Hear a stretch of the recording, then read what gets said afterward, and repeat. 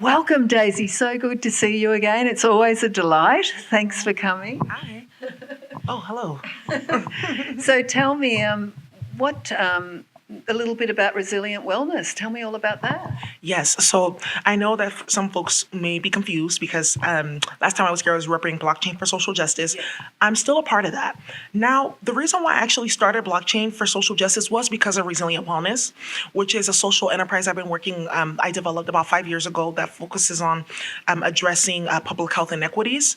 So I started Blockchain for Social Justice because Resilient Wellness, we're actually launching our own blockchain platform this coming June. Hooray! It's been like 2 years in the works, literally. So it's finally, I know.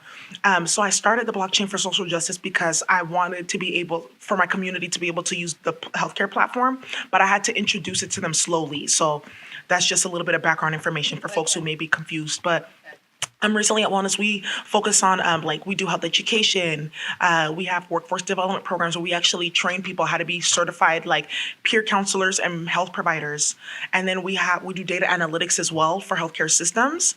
And then this blockchain platform is really just kind of like I wouldn't say the icing on the cake. It would be like the maybe the first or second layer to a sheet cake, right? And this is really just to be able to help coordinate all different players within the ecosystem to strategize and come together to address public health inequities in a streamlined way, and using blockchain to track that, to disperse funds for smart contracts to automate certain processes, and then also the tokens for incentivizing different actors on the platform. So in this country, it's so needed. Like the health system is shocking the way it's only for the rich, basically, and also the drug companies, the way they run things. I mean, anyway, I won't get started on that. But coming from a colony country like Australia and living in Ireland and the UK, it's a shocking system here that people can just die and it's not really. They're not cared for, basically. So good work is what I'm trying to say. So tell me, what do you see are the challenges for women in the blockchain crypto space? There's a couple challenges. I would say the first one is the male homogeny. It's the blockchain space, like the normal tech industry is dominated by men, but the blockchain industry is so much more because there's only a certain amount of blockchain developers in the world, and most of them are men. And because this really started out from like the whole libertarian and dark web standpoint, a lot of women weren't involved in those two spaces. So it's continued to be a male dominated space. That's the main issue. And with that, you get a lot of like the whole sexual harassment and assault situations, the misogyny, the lack of access to capital and other resources to get their projects up.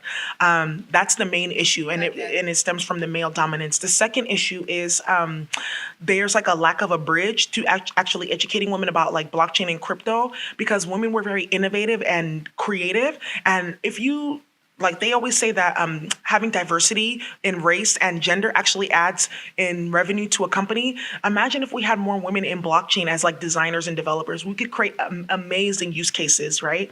That's another issue. So it's actually killing the industry not having a lot of women and the creativity, right? Because when you have just one certain experience, it kind of one mindset, right? And then everything that you create is going to come from that mindset. That's design thinking. Right? Women, we have different type of mindsets because we've been through all types of things, right? From a very young age. So we see the world very differently, regardless of what economic class you come from. And then I think the last issue in the blockchain space, well, just to back up in terms of there's no gateway. And then also too, a lot of the wealth that was made in crypto was, centralized amongst the men, whereas women were 50% of the population, and we just had like a whole rise in income for just one portion of the population. That's a problem, because I know that there's a statistic that there's only 3% of investors in crypto are women.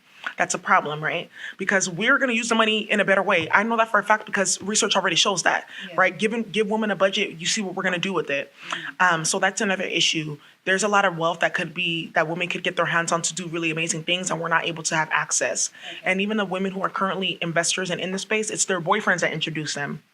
And then I would say the last issue in the blockchain space is women are their own biggest problem in the blockchain cryptocurrency space.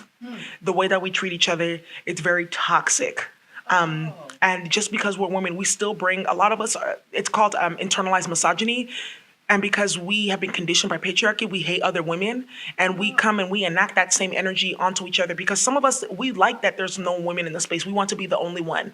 There's that phenomena that goes on. Oh, interesting. Yeah, and Wow. they don't talk about this because it's like, oh, hush, hush, taboo. But no, I want to talk about it because Yeah, a lot of the different women's groups that exist, they're very toxic.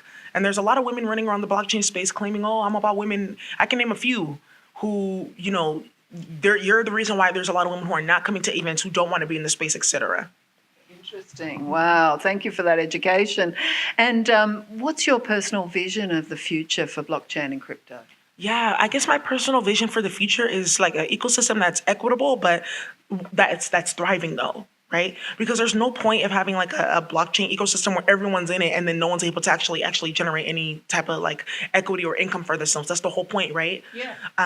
So that's my vision, and then also like I want to see blockchain platforms that are like real world use cases actually driven by people who are experiencing those issues, not some like tech bros that kind of like, oh yeah, we can monetize off this blockchain and kind of like start tearing stuff up. So that's my vision. Okay. Yes. Fantastic. Daisy, it's always a pleasure. As I said, thank you so much for coming, and this panel's going to be brilliant. Thank you so much, Pimo.